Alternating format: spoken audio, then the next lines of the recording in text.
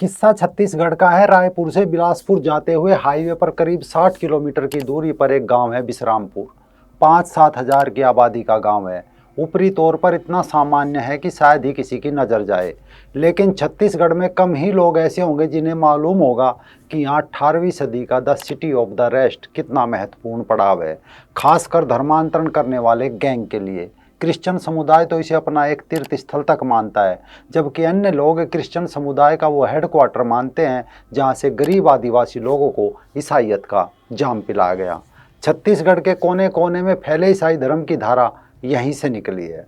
नमस्कार, मैं राजीव चौधरी। आज सवाल इस बात को लेकर है कि क्या अब क्रिश्चियन समुदाय का यह headquarter the city of the rest बंद होने वाला है, क्योंकि छत्तीसगढ़ में धर्मांतरण को रोकने के लिए मुख्यमंत्री विष्णुदेव साय की सरकार नया कानून लेकर आने वाली है। दूसरा सवाल ये भी है कि भारत धर्म और ज्ञान की भूमि है, यहाँ इंसान तो क्या पत्थर भी पूजे जाते हैं। ये देश इतना धार्मिक है कि कई बार यहाँ के लोग ये भी नहीं समझ पाते कि वो पूजा किसकी कर रहे हैं और क्यों कर रहे हैं। इतनी गहरी आस्था और अंधविश्वास का कारण है कि कोई भी यहाँ भगवान देवी देवता को जन्म दे सकता है, पत्थर तराश कर मूर्ति बना सकता है, फिर उसकी महिमा को गा सकता है और अपने पीछे हजारों लाखों करोड़ों भक्त पैदा कर सकता है। किस्से को समझिए। साल था 1850। एक ईसाई पादरी नाम फादर ऑस्कर डिलोर ये भारत आया। 7 साल तक हिंदी सीखी, फिर 1957-58 में अमेरिका चला गया, लेकिन 1868 में फिर भारत लौटा। पर इस बार अकेला नहीं, बल्कि अपने पूरे परिवार के सहित ही बस जाने के लिए आया था। उसने रायपुर और बिलासपुर के बीच 1544 एकड़ जमीन ली और कहने को एक इमारत का निर्माण किया। इसके बाद घने जंगलों के इस इलाके में लोगों को लाकर बसाया। स्कूल, हॉस्टल, अस्पताल, चमड़ा फैक्ट्री जैसे कई संस्थान बनाए। इस जगह का नाम था विश्रामपुर और इसे अपनी सेंट्रल इंडिया की मिशनरी का हेडक्वार्टर बनाया। नाम दिया the city of the rest. साथ आई उनकी पत्नी और 2 बेटे भी उनके साथ यहाँ से ग्रामीणों के बीच सेवा करने के नाटक में जुट गया को धर्मांतरण करने में जुट गए। यानी बड़ी आसानी से गरीब लोगों का विश्वास हासिल किया गया। जब विश्वास हासिल हो गया तो विश्रामपुर में ही फादर लोर ने छत्तीसगढ़ के पहले चर्च की नींव रखी। 15 फरवरी 1873 को इमानुअल चर्च का निर्माण शुरू किया गया और 29 मार्च 1874 को यह बनकर तैयार हो गया। फादर लोर की मिशनरी ने उस समय कितनी तेजी से छत्तीसगढ़ियों को ईसाई बनाया, इसका उदाहरण है 1880 में जहाँ विश्रामपुर में 4 लोगों ने ईसाई धर्म अपनाया था, वहाँ 1883 आते आते इनकी संख्या 258 पहुँच गई और 1884 तक विश्रामपुर के अलावा रायपुर, बेतलपुर, परसाभदर में मिशनरी के 3 सेंटर बना दिए गए, 11 स्कूल खोल दिए गए। अब तक इन सभी स्थानों पर दूसरे धर्मों से क्रिश्चियन बन चुके लोगों की संख्या कोई 1,01,125 हो गई। यानी करीब 150 साल पहले विश्रामपुर में शुरू हुए इस मिशनरी की आज शाखाएं गांव गांव में है और लाखों लोग इससे जुड़े हुए हैं। यानी ये था धर्मांतरण का पहला किस्सा। अब दूसरा किस्सा समझिए। बड़ा दिलचस्प किस्सा है, कैसे आस्था से खेला गया, जो इसी विश्रामपुर से जुड़ा है। कैसे यहाँ से मिशनरीज द्वारा बिहार को भी निशाना बनाया गया। बिल्कुल आस्था के रंग में रंगकर प्रार्थना का जामा पहनाया और चमत्कार को लोगों से नमस्कार कराया। ये साल था 1956, जब वर्तमान झारखंड राज्य बिहार का हिस्सा था।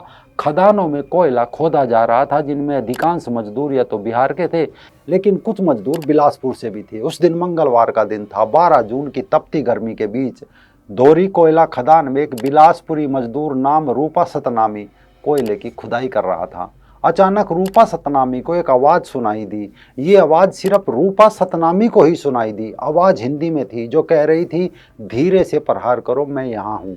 दोबारा प्रहार करने के बाद उसने कोयले की दीवार में एक छोटे से गड्ढे में एक मूर्ति स्थापित देखी। वह एक महिला थी और बच्चे की मूर्ति थी, यानी वो मरियम और जीसस थे। मूर्ति को बाहर निकाला, सब मजदूर दौड़ पड़े। कुछ ने कहा तो देवी काली की मूर्ति है, तो कुछ ने उसे अन्य माता नजर आई। लेकिन थोड़ी ही देर बाद रूपा सतनामी ने बताया कि ये तो माता मरियम है और इनकी गोद में जीसस है। यानी सब स्क्रिप्ट के हिसाब से था कि बिलासपुर के एक मजदूर को मूर्ति दी गई, उसने उसे बाहर निकालने का ढोंग किया। जैसे ही मूर्ति बाहर आई, स्थानीय पादरियों ने मूर्ति को लेने के लिए याचिका दायर कर दी। मूर्ति उन्हें मिल भी गई।